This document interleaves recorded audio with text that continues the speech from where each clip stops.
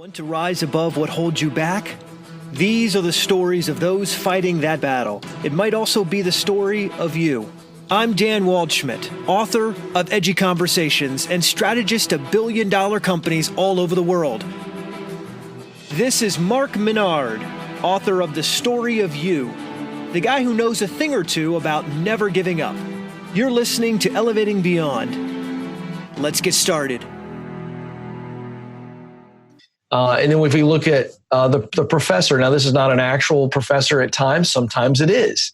Mm-hmm. But it's marked by a person who is actually well-versed in what you need to learn and do to be qualified to get in and start moving up the ladder. And then they also are somebody who is actively teaching that. So in my situation, you know the story in the book, we talk about a guy named Jeff Batten who had a broadcasting school. And I went in and joined a class with a bunch of 20-year-old dudes 3 weeks in before they even knew that I wasn't an instructor. And I, humbled myself and took this class and learned a lot of basics that I still use today. But more importantly, got some great connections through that professor.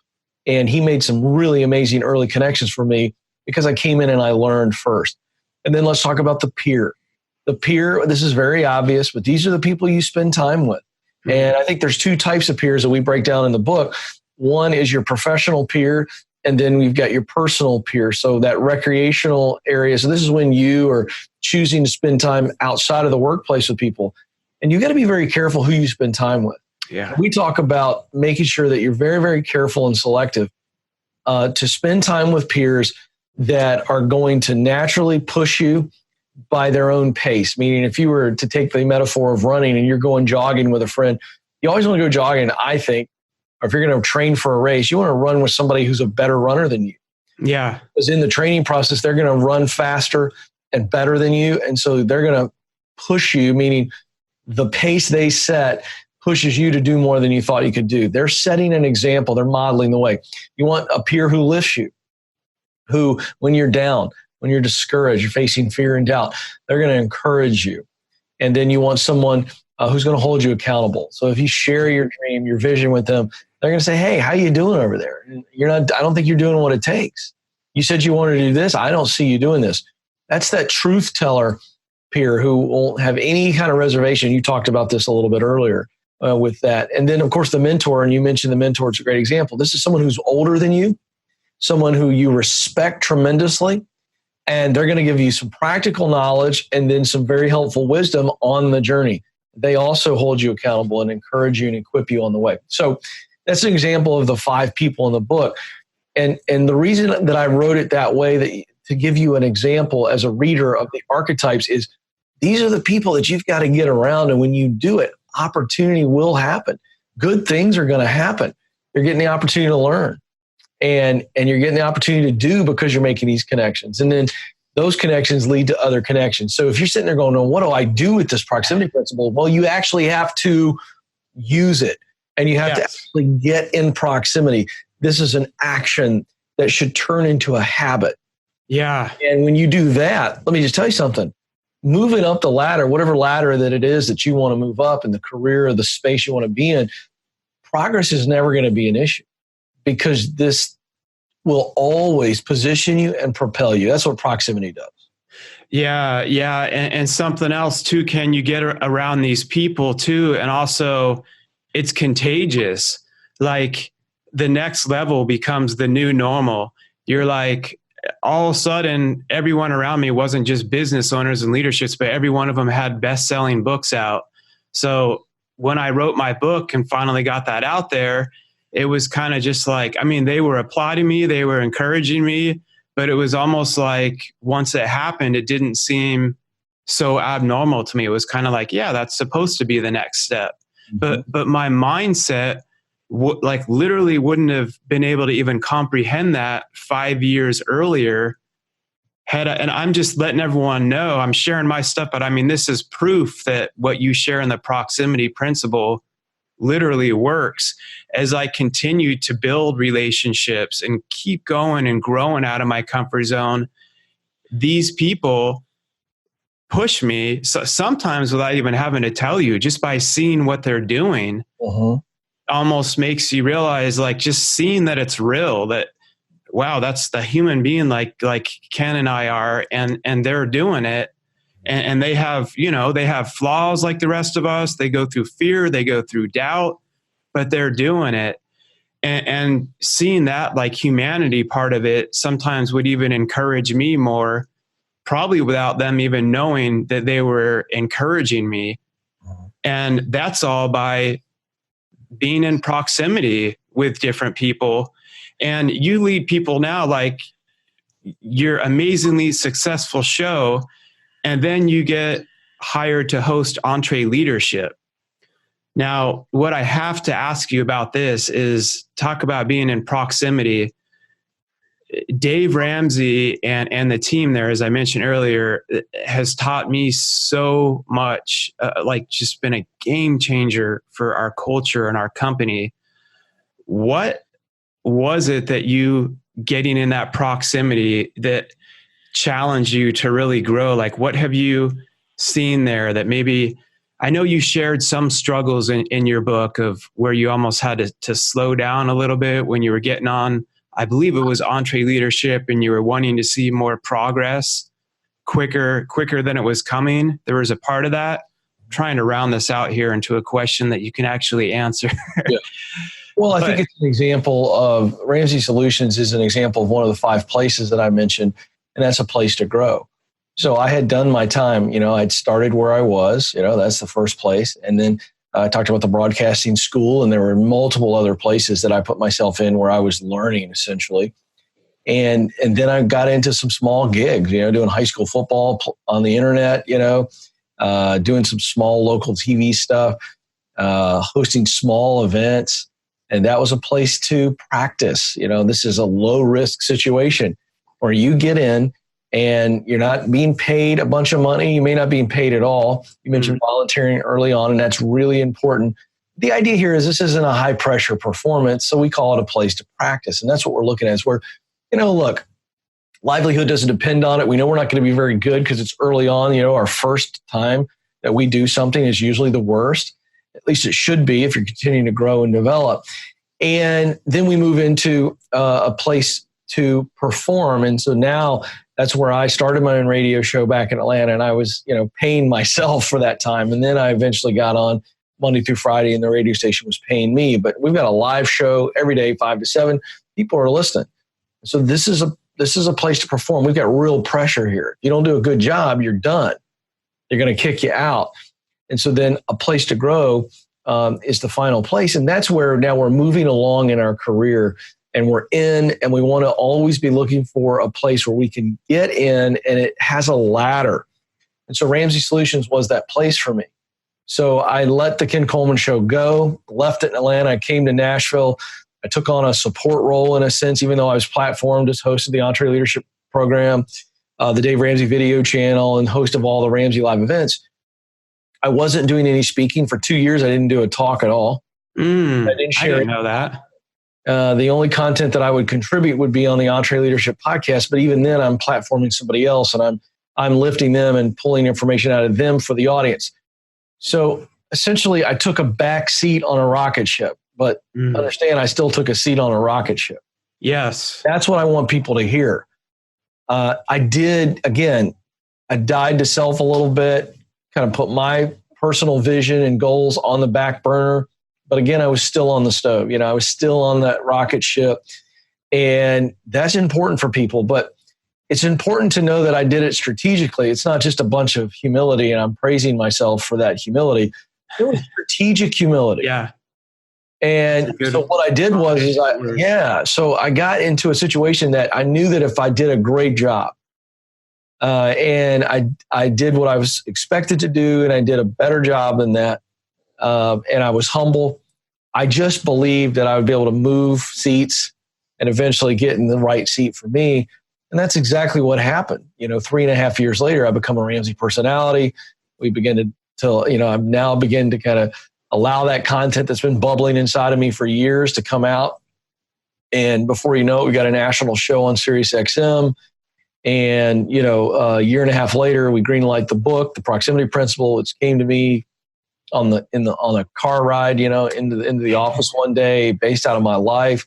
I love it. Write it. It comes out. It's a bestseller. Now we syndicate the show. And it feels to somebody on the outside looking in, wow, just all these great things are coming to fruition. Isn't that overnight success, right? It's not overnight. I know. About 9 years talking, Yes. a real journey. And to summarize, that idea here is that I put myself in a place where there was a ladder. Dave Ramsey allowed me to climb the ladder. But had I not come to Ramsey Solutions, none of this would be happening.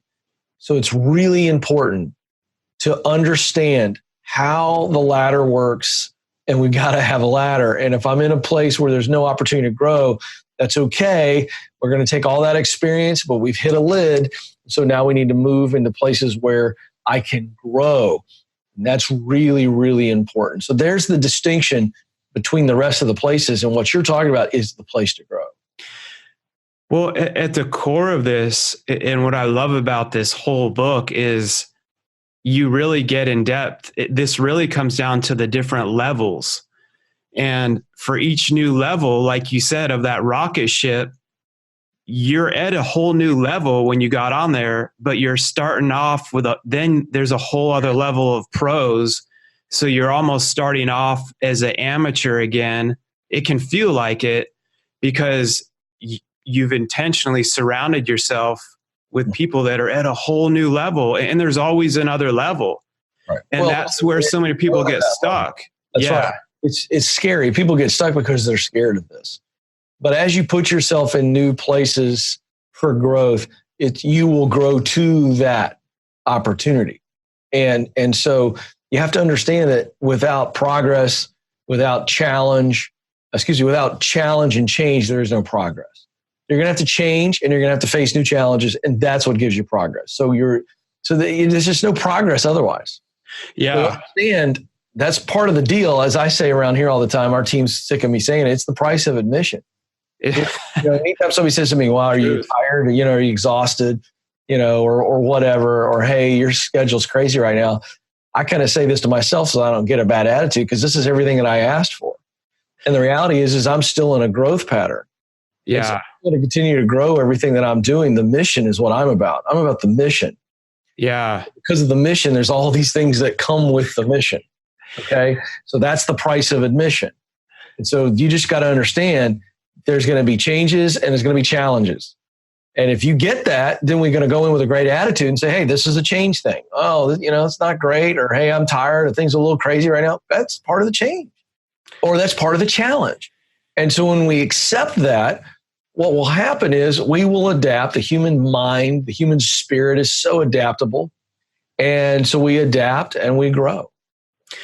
Yeah, we adapt and we grow. And you got to go through that pruning at each new level to really blossom at a bigger level. And it hurts to get pruned, and it's scary, like you said.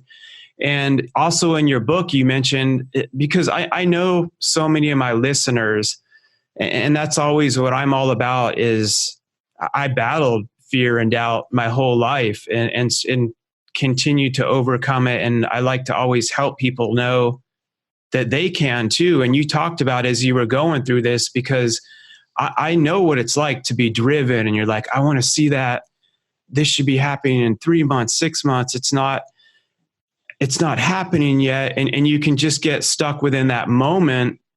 And you helped say, it was actually, I believe, your wife that helped you put it into perspective.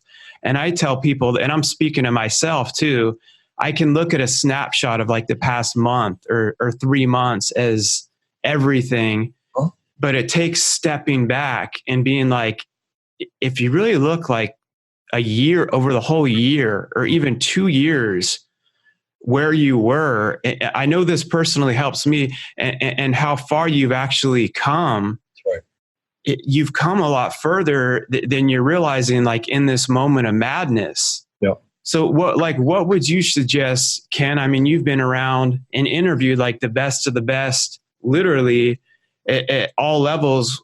What are like some of the main things that you would suggest that helps people, that has helped you when you're struggling, like in your biggest moment of doubt? in fear and just really feeling like this isn't going the way that I thought it was going to go. When they are in the right spot, like you said, you were on that rocket ship, but you know what it's like to just have those days where you're just freaking beat down and you come home and you're just like, I don't know if I can do it anymore, you know? Well, I think the advice is simple. I think you have to remember what the mission is about. What's the vision, the ultimate goal? Why are you doing all this? What's Mount Everest? What's the tip of that look like? And why are we climbing? And it's retreating to that. And that's good perspective. And so after we kind of clarify our perspective, our why is what you hear many people say, is let's re-clarify the why. And then let's also be very, very honest and bold about the lies that we're facing. So fear and doubt, whatever the voice is, whatever the message is, those are lies. But you have to own them. And you have to, I make callers on my show tell me what their fear is. I make them say it out loud. And the reason I do that is because I want them to identify the lie. And so when we hear it out loud, it doesn't have as much power. It's amazing. Yeah, I like that. When they say it to me, they feel a little silly, but we're not shaming anybody. But I want them to feel the silliness of it. Yeah. And yet when it stays in here and it rattles around in our brain, it eventually seeps into our heart and it becomes an absolute truth. Yes. We've got to own the lie. Let's call it what it is. And then let's look at if it's a lie, then what's the converse? What's the other side of that? So if this is a lie, then what's the true statement? And so whatever it is. So if you say, hey, I don't have what it takes, that's a doubt that everybody has. I mean, everybody deals with that. And I still deal with that at times. Yes. Well, then I'm going to own that and say, is that really true? Or do I not have the talent to do it? Do I have the raw talent or skill that I can rise to that occasion? If I do what I need to do, can I actually do this? Do I belong in this space? And the answer is always yes. And so what we've done is we've exposed the lie, and now we've got the truth. And I would also say that after you do those two things, this is a conversation you have to have with yourself. After that, you need to also, let's solidify that. Let's put that in concrete by going and talking to somebody, one of those 5 people. That mentor is probably the perfect person there. Or certainly a close peer who's a truth teller. And I've got that. I've got an older gentleman who's a world-renowned business coach, coaches CEOs, some of the top CEOs in the country. Nobody knows his name. In fact, I don't even know if McKinsey next to me even knows who he is. Goes to my church. I meet with him once every 6 to 8 weeks. He's a guy that I can call instantly or text him and say, I'm feeling this right now. And then he's going to hop on the phone and we're going to fix it. My best friend, who's a world-class businessman, he's a guy I can call and say, man, I'm feeling this. And I'll tell him, and he'll just pound me. He'll go, that is so stupid. That's crazy. Sometimes he'll walk away from me, just literally go, dude, that's ridiculous. Change it. And I'm not kidding. Thinking like David Goggins. Well, but he's done that to me because what he's doing there is he's going, that is so ridiculous that I'm not even going to entertain it. I don't even need to talk you through that. And essentially what happens is I go like this. And it's like, oh gosh, that was really stupid. And so I'm being very vulnerable and telling you that because I think it's important. No, I appreciate it. That they don't look at somebody like me and go, oh, he's got, listen, we all have this brain and we cannot control the thoughts that come into our mind. I want to make sure people understand this. None of us can control the thoughts that come into our mind. Nobody. But we can control what we do with the thought. So if I have some crazy violent thought, and I'm like, what in the world was that? We all get it. Let's get rid of that. I'm a civil human being. I love people. I'm not going to do, or whatever it is, or some crazy, whatever. And so you've got to understand that the things that come in your mind, you don't need to feel any guilt over. You don't need to be weighed down over this thought.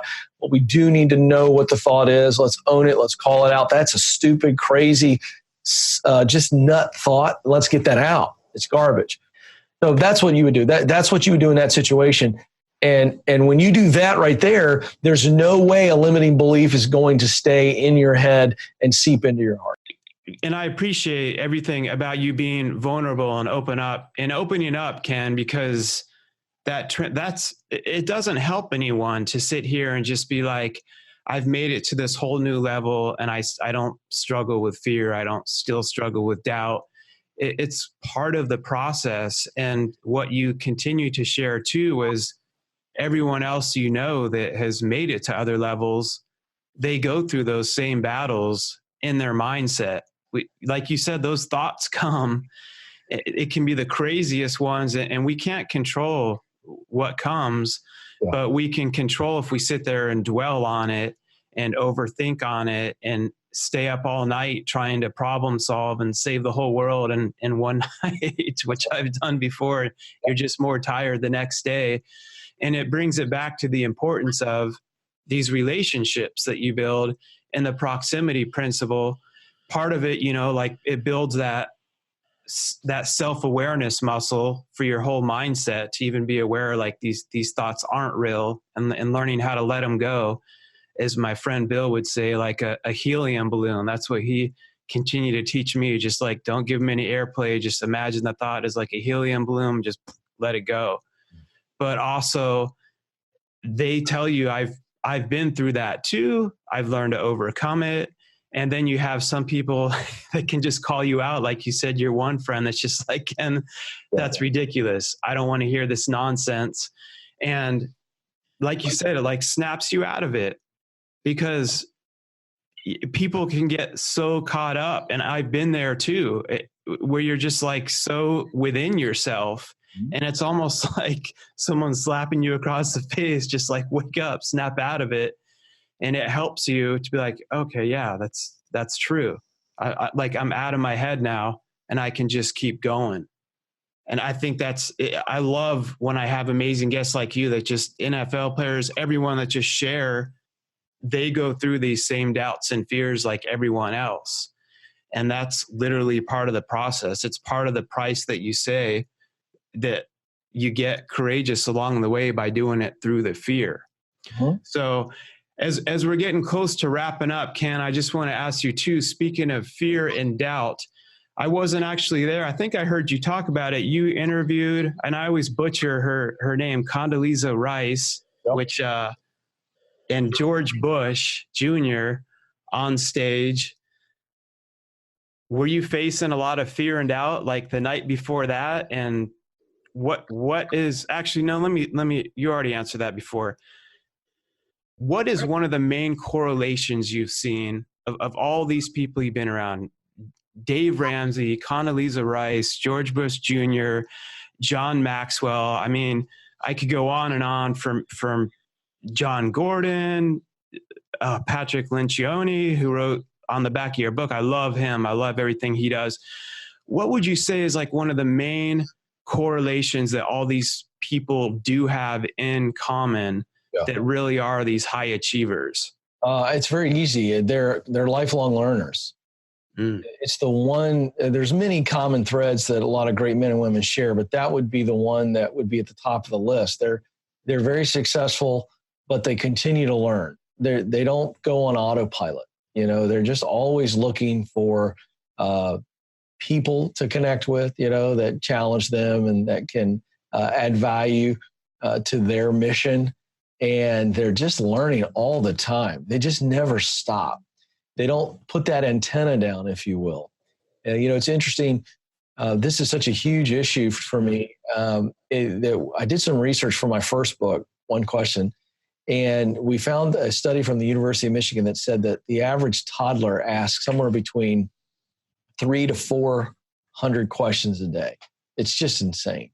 And they're just asking thousands of questions over the course of a week, in a month.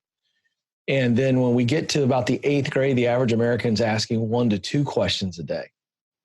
And that's a travesty. And what's happening is that our society and culture is beating curiosity out of people. And then if you juxtapose that reality with men and women that you're talking about, that I've had the opportunity to get to know and interview myself, they're epically curious. I mean, they don't ever stop learning. So that would be a really important attribute that those successful men and women share. I love that. I love that. And thank you so much for your time, Ken. Yeah, this has been amazing. Look, everyone, I'm holding it up on camera. We'll have everything in the show notes. I've already had several guests write me about this show. Some have already purchased it. They asked me some questions. I'm like, you just got to get his book. I was about to answer it, and I'm like, wait, it's in his book. You go. So one listener, Brock, actually, shout out to you, grabbed it on Audible already. He's one of those lifelong learners that you're talking about. And the proximity principle, the proven strategy that will lead to the career you love. Of course, we'll have everything in the show notes. And I can't think of a better way to end it than what Ken said. I usually say never settle, keep elevating beyond, but stay epically curious. I love it. Thank you so much, Ken. Thanks, Mark. Awesome. Awesome. Hey, brother, thanks for your flexibility again. I'm sorry I goofed on your schedule, and I appreciate your grace and kindness for having me on. Yeah, and it's all good. We got it to work out. I appreciate it, Ken. And I see you grinding out there. I know it is a grind, and you're working hard, and you deserve everything you're getting. I love it. So keep on doing it. I will, buddy. Thanks for having me. I got to hop and go get ready for 2 hours of radio. Thank you, man. All right, my brother. See you later. Buddy. Bye-bye. Bye.